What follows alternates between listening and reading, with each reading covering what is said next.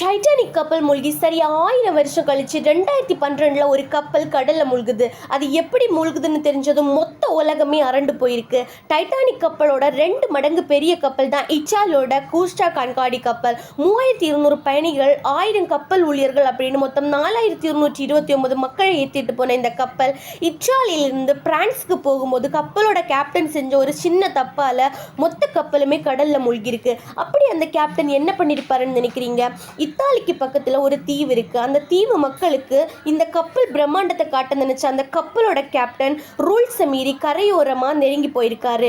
அவ்வளவுதான், மிகப்பெரிய பாறையில மோதி கப்பலோட அடிப்பகுதியில ஒரு ஓட்டை விழுந்து மொத்த கடல் தண்ணியும் கப்பலுக்குள்ள வர ஆரம்பிக்குது.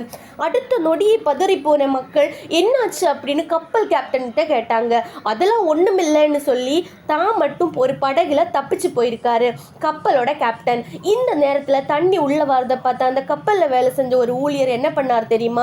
முதல் தளத்திலிருந்து மேல் தளம் வரை ஓடி போய் எல்லார்கிட்டையும் தண்ணி வரதை சொல்லி எல்லா மக்களுக்கும் லைஃப் ஜாக்கெட் போட உதவி செஞ்சு எமர்ஜென்சி போட்டில் அனுப்பி வச்சிருக்காரு. கடைசியில் லைஃப் ஜாக்கெட் இல்லாமல் வந்த ஒருத்தருக்கு தன்னோட லைஃப் ஜாக்கெட்டை கொடுத்து அவரையும் போட்டில் அனுப்பி வச்சு தன் உயிரை தியாகம் செஞ்சு மொத்த மக்களையும் காப்பாற்றிருக்காரு இந்தியாவை சேர்ந்த ரசல் ரபல்லா அப்படிங்கிற இந்த மனுஷங்க.